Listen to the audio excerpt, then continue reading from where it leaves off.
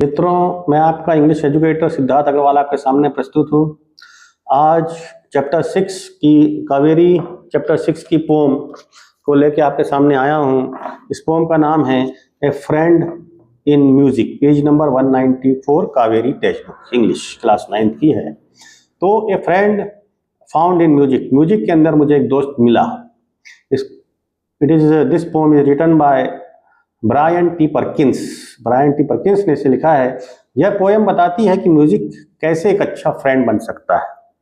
Chiefly जब हम दुखी होते हैं, उदास होते हैं, परेशान या नाराज होते हैं, चिंतित होते हैं, म्यूजिक बहुत पावरफुल होता है जो हमारी फीलिंग्स को सीधा इफेक्ट करता है, हमें झकझोरता है और हमारे डिप्रेशन, सैडनेस, ग्लूइनेस से बाहर निकालता है और कैसे हमारे दिलों एवं दिमाग के तारों को छेड़ देता है और हमें आनंद आता है।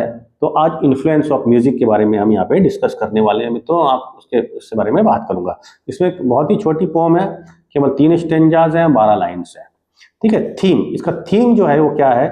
थीम जो है, music gives comfort, friendship, hope and emotional strength. यानी कि इसका उपयोग जो है थीम के रूप में अगर इस पोम को देखें तो ये इमोशनली टच करेगा, हीलिंग करेगा आपको और कंफर्ट देगा और बहुत ही लॉयल होता है म्यूजिक।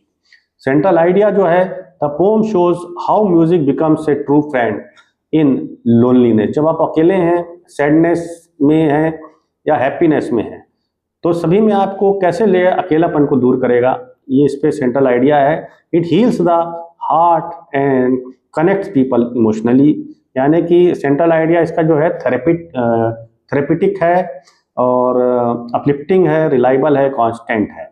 टोन जो है, इसमें बहुत सारी टोन्स इसमें दिखाई देती है। इमोशनल भी है, सूथिंग भी है, आपके माइंड को सूथ करती है, होपफुल बता रही है, म्यूजिकल है, इंस्पायरिंग है, टेंडर बहुत कोमल है, सिंसियर और कंटेम्पलेटिंग और ग्रेटफुल। चाहे आप जैसा भी समझ लें, ये टोन इसमें बहुत सारी दी गई है। इसके अलावा पोएटिक डिवाइस जो है वो भी है इसमें। तो पर्सोनिफिकेशन है, music is shown as a friend, music को दोस्त बताया है, पर्सोनिफिकेशन मानवीकरण कर दिया गया, इमेजरी है, beautiful musical pictures are created. अब जब पढ़ेंगे तो आपको इसमें बहुत सारी पिक्चर्स दिमाग में बनेगी जो कि इमेजरी है। Alliteration repetition of consonant sounds जो है वो सॉफ्ट साउंड एस वाला इसमें दिखाई देगा। Symbolism, music symbolizes hope and comfort, यह भी आपको दिखाई पड़ेगा। तो चलिए पोम को चालू करते हैं। और फर्स्ट स्टेंजा जो है ये चालू होता है, जिसमें थोड़ा सा आपको इसको पढ़ के बताता हूँ तो अच्छे से समझ में आएगा। इसका जो पेज नंबर है 194 बता रहा है, 194, यस ठीक है, ये है, आ गया। देखते हैं। तो music is the ocean that pulls me to the shore, music is the rhythm that moves me to the core. तो कवि जो यहाँ पर जो है स्टेंजा 1 की बात कर रहा हूँ, ठीक है। कवि संगीत की तुलना एक विशाल सागर यानी ओशन से करती है। जिस प्रकार सागर की लहरें किनारों की ओर खिंचती है, वैसे ही संगीत कवि के माध्यम से अपने गहरे प्रभाव में खींचकर सुरक्षित महसूस करता है। यानी यहाँ पे ये बता रहा है कि संगीत आपको किस तरह से अपने प्रभाव में ले लेती है और कैसे आपको बहुत सूदिंग करती है, अपने माइंड को बहुत सूद करती है, ये बता रहा है। और इसका संगीत एक ऐसी लय है जिसमें रैपिड बीट होती है, जो कवि के दिल, उसके हार्ट, उसके सोल को गहराई तक छू लेती है। तो ये पहले स्टेंजे का एक्सप्लेनेशन है, जिसमें एडजेक्टिव्स जो यूज कर जा रहा है। वास्ट ओशन जो है बहुत वास्ट है। शोर जो कि सूदिंग, शोर यानी सूद करता है, आपको बहुत आनंद देता है। और मेलोडिक रिदम है, रिदम जो है मेलोडिक है। और डीप कोर, तो डीप कोर यहाँ पे बताया गया है। Second stanza, music is the therapy I need when I feel blue, music lifts my spirits to make sure I full through. Second stanza, जब भी कभी उदास होता है, निराश होता है, ब्लू यानी निराश होना, उदास होता है, तो संगीत एक दवा, एक थेरेपी की तरह उसके मन को शांत करती है। जब आप बीमार होते हैं तो दवा लेते हैं, मेडिसिन से लेते हैं।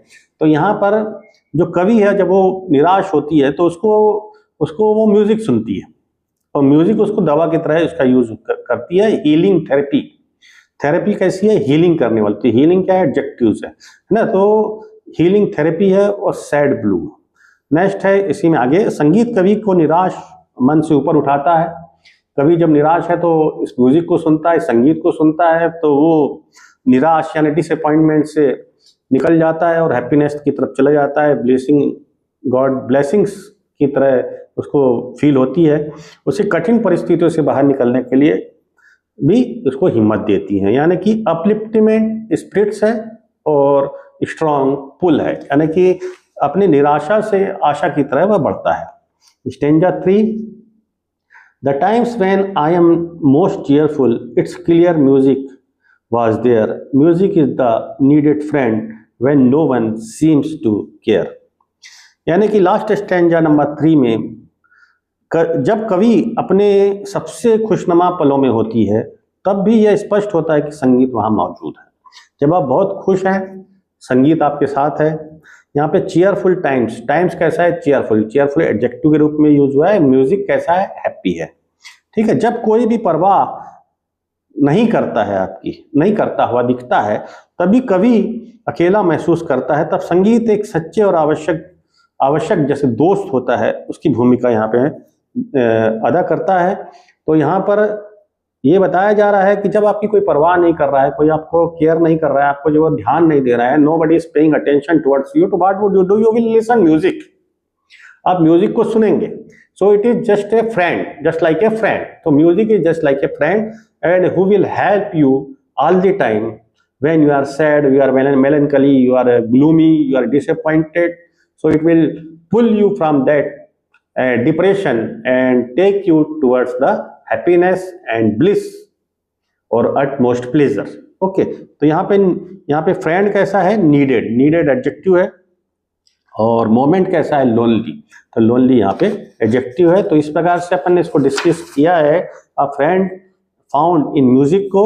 इसका आपको मैंने डिस्कस बहुत ही अच्छे से किया है। अगर आपको अच्छा लगा हो तो आप इसको लाइक, सब्सक्राइब और अपने फ्रेंड को शेयर करें।